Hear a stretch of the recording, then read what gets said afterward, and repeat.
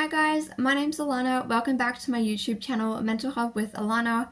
If you're new here, I post mental health content, singing covers, and I do tattoo and piercing videos as well on the side.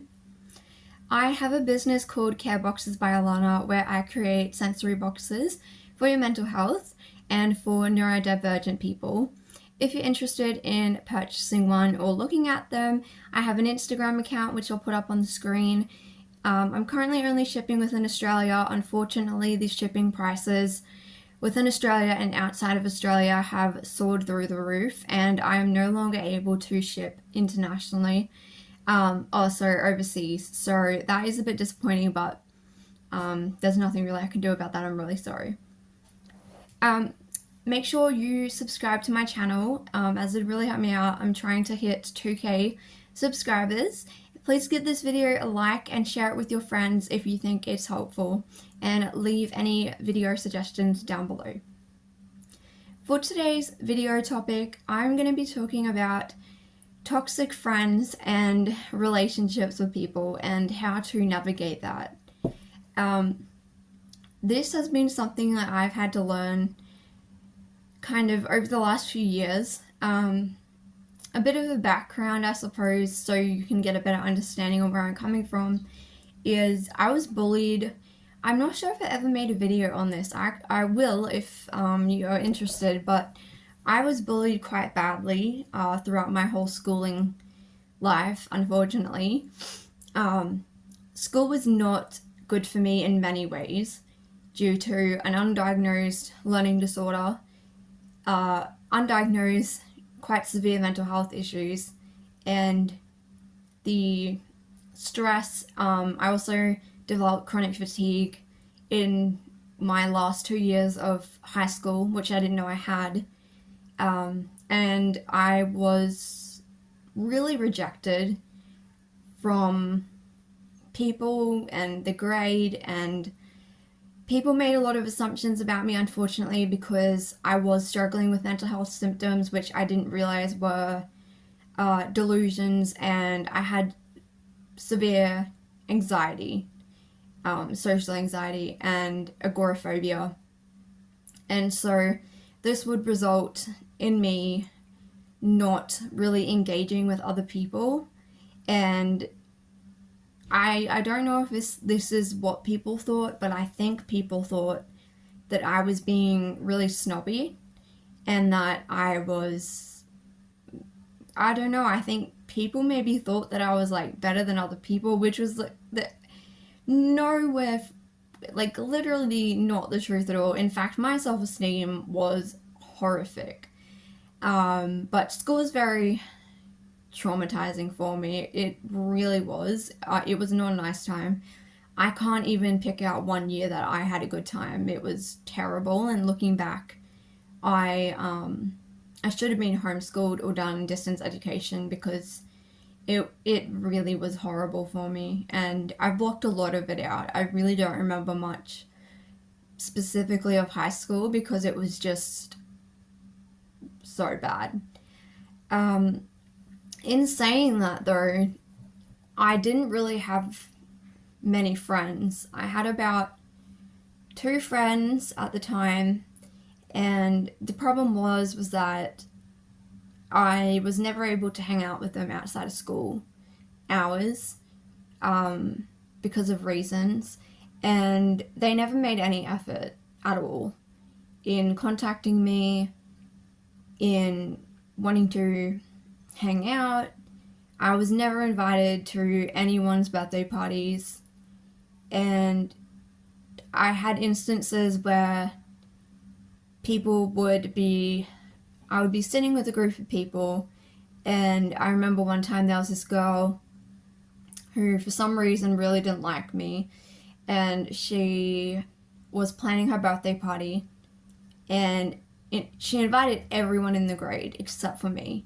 And she sat there talking about what she's going to do for her birthday party and organizing it all, with me sitting at the table, clearly knowing that I was not invited. And, you know, I did go to some things early on in high school when I was invited, and I would go and no one would talk to me. like at all. And unfortunately, the people in my grade were extremely academic, and obviously I had a learning disorder which I didn't know about, and I'm just not generally academic in the way that school wants. I'm smart in a lot of other ways, but not in the I didn't fit. I think with school the problem was I didn't fit the mold of school. You know, I in Australia we have to wear uniforms. That bugged me. I hated it because I'm the type of person who loves having colored hair and loves having piercings and tattoos, and I like to dress really differently to everyone else and have my own sense of style, and that is a big part of my identity, and it gives me confidence and it makes me feel like me. And I felt like school just stifled all of that, and they just try to turn you into this like robotic person who has no individuality, and that really just irritated me. And just all the rules that were just, there was no reason for them. Like, you know, there are rules in society which clearly all follow because there is a logical reason. But these rules were just almost made for no reason. And then obviously the social aspect was just not great. But I'm saying all of that because I didn't have really any friends that cared. You know, no one bought me presents for my birthday. Like the two friends I had, they didn't give me a card, they didn't give me a present, they didn't do anything. Like other people's birthdays would come around, everyone would decorate their locker and make this big deal about it. Like no one cared about mine or anything like that. So growing up, I only ever had two best friends, and that was when I was in primary school. And I would spend a lot of time with them. Like we would have sleepovers constantly. We were always at each other's house. We went to school together. We went to the same church. And one person moved away when I was around 12 or 13, I think, or maybe 14. So she went away. I think I've only seen her maybe once or twice since then. I graduated in 2017, so but yeah, the other person, the relationship ended terribly. Her family was in the army, and they got sent to New South Wales, and I was so upset because this person had been my best friend for years. And it was very strange, and I still don't know why or what happened, but she turned into literally like overnight a completely different person. It was the weirdest thing. I don't know what was going on. I have no idea still. And so she really just stopped talking to me. I was so upset she was leaving. Like, I was devastated. She was my only friend at this point. And we were just going into high school, to a new school. I didn't know anyone. And she just didn't care at all. And the night that she left, we went to an event, and she spent the entire night with this guy that she had a crush on. And I was so upset because I was like, dude, you're like my best friend. Like, you should be spending time with me. Like, you know, you're literally leaving tomorrow, and I haven't even gotten to say goodbye. And like, she just really didn't care. And even at school, when we went to a new school, she completely ditched me and acted like she didn't know me anymore. She would hang out with girls that were really horrible to me, and they wouldn't let me sit next to them. They wouldn't let me sit at the table. Again, they wouldn't invite me to things. It was just not great. So that was my experience basically with friends. And I was involved in extracurricular activities, and again, I tried so hard to make friends with people. I went out of my way to try to talk to them, and again, no one was interested. Like, no one, you know, and I had crippling social anxiety as well. So this went on, you know, I left school, and so by the time I left school, I didn't have any friends. And so I started working and I had a few jobs, and within those jobs there were like a group of girls all my age, and so I thought, oh, this is great, like, I'll be able to make friends with them because of my age and like hopefully have some friends. But again, they ignored me. I would say hello to them at the beginning of the shift and they wouldn't say anything back. I would try to start conversation, they didn't want to talk to me. So again, the same thing happened. um, so I really didn't have any friends from age 17 till maybe like 19. When I was 19, I met two people and I instantly hit it off with them, and they were in a relationship, and I became friends with the one person. I'm not going to go into details about this, but the one person, and I have BPD, and I never had a favorite person before, but this person became my favorite person. Very, very strong favorite person. And this person had everything in common with me. Like we literally, like I couldn't believe it that I finally met someone who seemed so nice and who wanted to talk to me and who literally loved everything that I did, and we had so much in common. So I was so excited. Like I was so excited. After meeting this person, I messaged them over Instagram that night and I said, "Would you like to meet up?" So we did. Long story short, it was probably the middle of 2019 maybe. Or beginning of 2019. I'm not sure on the dates, but anyway, long story short, became best friends with this person. About a year later, it was my birthday, and this couple knew it was my birthday. And to preference this, I had literally gone out of my way for these people. Like, I'm talking, I helped them move house, I made them food and took it to them. Because these two people were in and out of hospital, like psychiatric, they had some mental health issues. And I would go over late at night if there was a crisis. Like, I would drive from my house late at night. My family gave them our drum set that was basically new. I bought them books and things like to read to try to help them with their mental health. I gave them money for food when they didn't have food. I drove one of the people back and forwards to the psych hospital to see the person when they were in hospital. I had a full-on mental breakdown because I thought this person was going to die because of the situation. And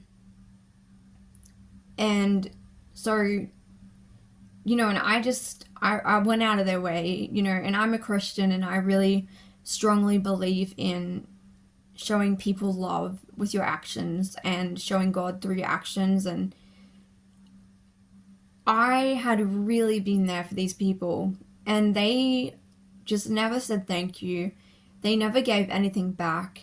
And it was my birthday, and I woke up after posting something on my social media, and it was nothing bad or triggering. It was literally just like it was like a reel. Before, reels weren't a thing then, but it was just like a little reel. And I woke up to the most horrific, abusive messages, the most disgusting things that I've ever seen in my life. And I have been through a lot. Like, I've been bullied, I've been called names, I've been rejected, I've been, like, just, everything, right? So, but this was just, I don't even know how to describe it. And the messages just kept coming and coming and coming. And I tried to reconcile with them. I tried to explain and say, look, I'm so sorry if I've done something to offend you. I don't understand. My family didn't understand. They saw the messages and they were like, what? My friend, I didn't have any other friends. These were my only friends. And these two people, like, I'm Christian, and they had a lot of values that didn't align with me at all, like, at all. And I put those differences aside and judgments, and I was so welcoming for these people, and really, I prayed for these people, and I took time out of my day to pray for them when they were struggling and to try to help them, and for them to just do that. And so I had to block them all because I was distraught. And they knew it was my birthday too, and they did it on my birthday. And I was just so upset. It came out of the blue. I was not expecting it. It was like they just turned into these different people. And it was, and the thing was that while I was in relationship with these people, I had a lot of people in my life telling me that they were very toxic and that I shouldn't have been friends with them. But I didn't listen because I was so desperate for friends. I was so lonely. I had literally no one. And so I would just put up with people treating me like crap. And this has happened throughout my life up until that point. I had just let people walk all over me. I had shut my mouth. I never confronted anyone. And I just let people walk all over me and talk and just say whatever they wanted, do whatever they want. And after this happened, it was a God thing though, because I believe, because it, without going into too much details, if I had continued staying friends with these people, it just wouldn't have ended well regardless. So, I really do believe that God didn't make this happen, but I do believe that, it was God intervening in this situation because he knew what was going to happen later on. And this hurt me so bad that it took me 2 years to get over it. They never apologized. And I did come to a place of forgiveness for them. I've forgiven them now. I don't hold anything against them. But it doesn't make what they did right. Forgiveness does not mean that that person didn't hurt you, but, I believe in forgiveness of people and for yourself and for other people. So, I did come to a place of forgiveness, but I'm telling you that what happened, it wrecked me for 2 years. It really did. It took me so long to get over it. I was just so distraught, and it was horrible because what they did was disgusting and terrible, but then I still had that such strong emotional tie to them because it was my favorite person, so I still wanted to be their friend, even though they did all that to me. And I think this was like the catalyst of me realizing that there are a lot of really toxic people out there, and I'd been so blinded by loneliness that I let people abuse me. And it was a point, a really important changing point in my life, because I finally started to realize that I actually have worth and that I don't need to put up with people treating me like this, and I don't deserve it.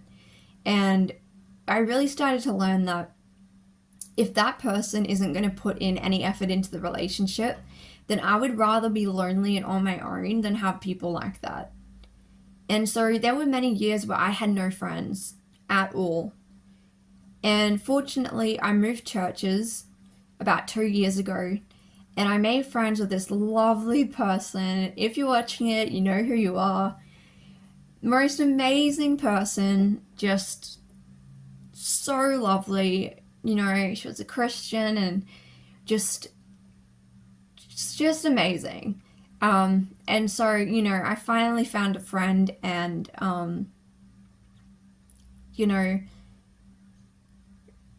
recently with my last hospital admission, with my last few hospital admissions, luckily, I actually made some lovely friends who I'm still friends with to this day. Unfortunately, some of them have moved. They don't live in the same state as me, but we ring each other. Like one of my friends who lives in Melbourne, me and her ring each other quite regularly and have 3-hour conversations. We text each other and stuff like that. She's so nice. She's such a lovely person. And, I have this other guy who's my friend as well. And I met this girl and him both in hospital a few years ago, and we've stayed friends. So whenever they come to Townsville, where I live, we catch up, and it feels... They're the type of relationships where it feels like no time has passed, you know, like even if it's been like 2 years and you've only contacted them online, like when you see them in person, it's like nothing has changed. So that happened, and then, you know, I had a few more hospital admissions, and so I found some other people. And my most recent hospital admission, I made 3 really good friends, and they are just amazing people. They treat me so well. You know, we've been there for each other through really hard stuff and seen each other at our worst, and they stuck around and they put in effort into the relationship. And you know, it's very like give and take, and it's the way that relationships are meant to be, and it's not toxic.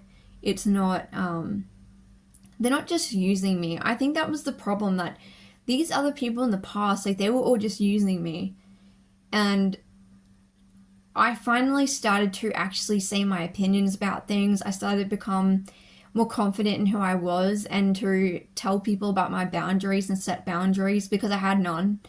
I still struggle with setting boundaries to this day, but I have improved, and because I literally had none. And I've stopped letting people walk all over me. And when people tried to do that, I stood up for myself, and I showed that you can't treat me like this, and that isn't right. And people finally started to get that. And I think it was really important for me to come to that place where I cut those people out of my life who didn't need to be there.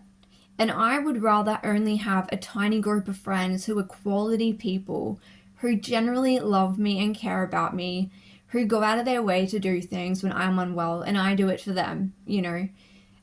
Because we all have mental health issues, and so it's very much, if one person's really unwell, then we all, you know, rally around and help them. And then if I'm unwell, then they help me out. Like, it's very, you know, and it's very a really positive relationship. It's not toxic. It's really healthy.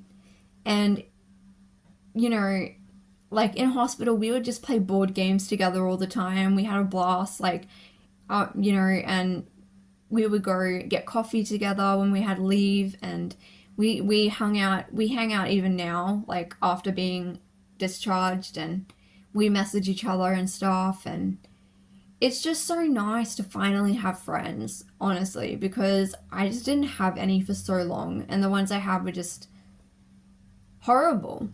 So what I'm kind of trying to say about all this is that, like, don't, whether it's your family or friends, don't let people treat you like crap, like dirt. Like, don't let people walk all over you. Don't let people stifle your opinions and your views, and, you know, just take from you and constantly use you. You know, relationships have to be two ways. And I think I had to learn from that really horrible experience. You know, and I've unfortunately had friends too while I was in hospital who, because of the stigma of mental health, I had to cut them out as well, because when I was at my lowest, they were not there to help me. Well, they thought they were helping me, but what they were doing was just really stigmatizing, and not helpful. And I was at such a bad point, I had to block them and cut them out, because it was, I couldn't deal with it, and it wasn't helping me. You know, I was in such a vulnerable position, and this person was just, again, sending me all these messages, but just, I think she thought she was doing the right thing. I don't think she had malicious intent, but it was definitely just not helpful. So again, I had to take that person out of my life. And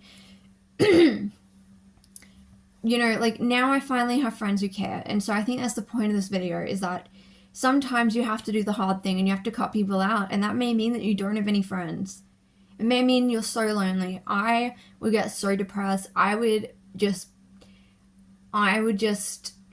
felt so rejected constantly, and I blamed it on myself, and I thought, there's something wrong with me. Like, I thought of everything under the sun. Like, I was like, I'm ugly, I'm fat, I'm a horrible person, I'm too quiet, my personality's boring, I'm not pretty enough, like, just, I'm not smart enough, I'm really dumb. Like, every single thing I could think of, that's what I would say to myself, like, for years because I was treated like crap all the time. And eventually, the people saying things to you, you start to just believe it. And because there was no like logical reason of why I couldn't find friends, like I was like, well, I'm the problem. You know, the problem must be me. Um, it's like that's why I laugh about that Taylor Swift song where it goes, you know, it's me, I'm the problem, it's me, because that song, I that song was like it, exactly what I thought about myself for years. And becoming an adult is so difficult because the dynamics of relationships are so just it changes. It's different. People have lives now, people have jobs, people are getting married, people are having kids, like, you know, in different stages in their lives, and it can be very hard to navigate. But I am so thankful now that I have the friends I do, and I'm no longer quiet and keep to myself. I stand up for what I believe in, and I voice my opinions. I do it respectfully, but if there's an issue with somebody now, I confront it in a healthy way and I try to sort it out. And if it can't be sorted out, then that person just unfortunately can't be in my life anymore. And I think you need to start setting stronger boundaries with yourself, because otherwise you're going to end up getting so hurt all the time. You know, I remember when I had no friends, like I would just sit there on social media looking at everyone else who had friends and who would be going out and doing things, and I would just be in hysterics, like bawling my eyes out because I was so hurt and rejected. I just felt like I didn't fit in anywhere, and I couldn't find anyone who really accepted me. So yeah, I just want to make this video because I know there's so many people who are so lonely and who has experienced stuff like this, and I just wanted to say that you're not alone. I hope this maybe gave you guys something to think about and some insights, and you know, I'm sure plenty of people can relate to this. So thank you guys for watching, and I'll see you in my next video.